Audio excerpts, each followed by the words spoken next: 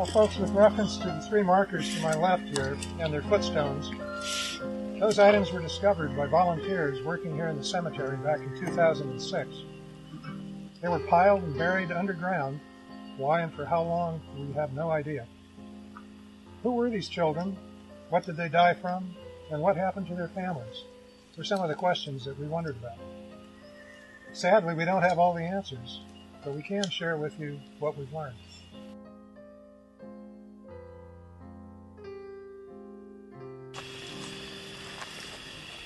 Oh, hello.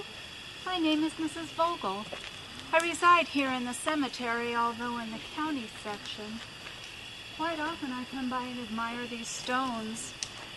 We have John, aged 4. No bitter tears be shed. With flowers alone we strew they bed.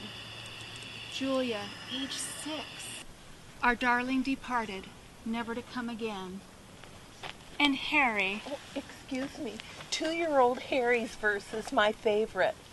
Under the autumn leaves, under the heaped up sod, we have only laid the casket while the jewel is with God. These 3 little ones are my half-brothers and half-sister. I'm Flora Savage Richardson. Well, a pleasure to meet you, Flora. I've admired these stones for a long time. It appears as though they were created at the same time. However, the children passed 8 years apart. Yes, my father and his second wife placed these newer markers before they left Jacksonville.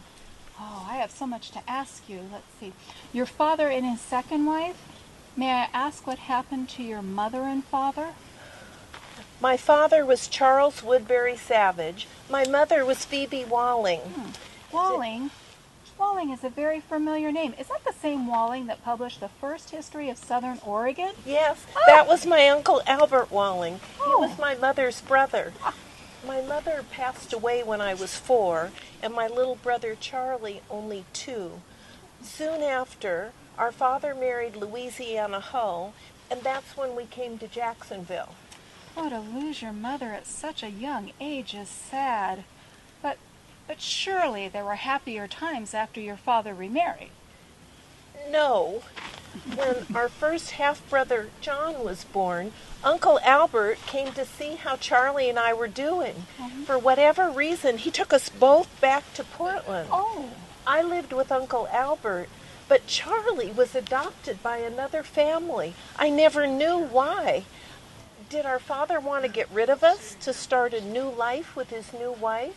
Did our stepmother dislike us that much? You poor dear. You had a rough start in life. I, on the other hand, had a wonderful childhood. It was only later in life that I ended up on the poor farm. The poor farm? I'm sorry.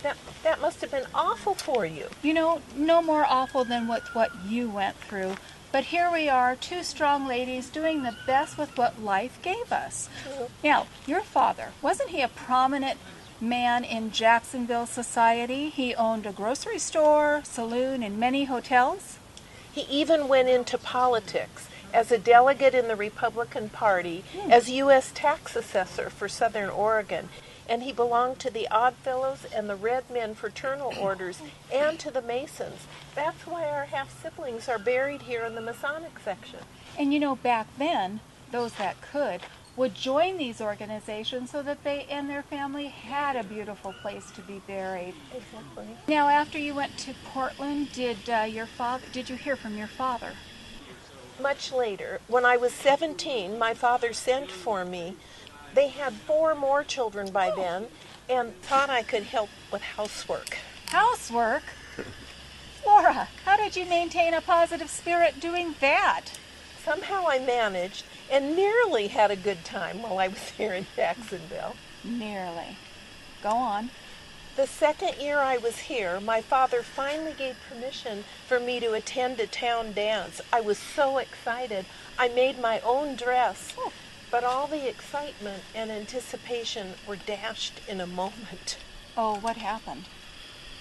The very day of the dance, someone broke out with smallpox. The dance was canceled, of course. The town quarantined, schools and churches closed, a pest house established. I left Jacksonville. Where did you go? I went to live with the Williams, the same kindly family that adopted my brother Charlie. I stayed there until I was 20 when I married George Richardson. Oh. We had 9 children. I lived to be 89. My daughter, Sadie McKee, took good care of me and found a nice place for me to be buried near Portland. So the last 70 years of my life were full and happy, and I wish you well, and I wish the best to all of you. We never learned how these 3 passed, although back then children would succumb to disease, epidemics, or accidents. Flora's father, Charles Savage, moved on to California for other business opportunities. That is why there's no other family members buried with these children. Wasn't it nice to meet Flora? Good night.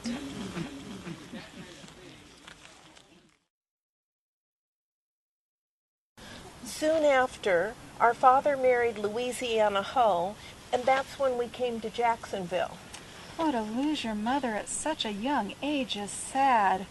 But surely there were happier times after your father remarried. No.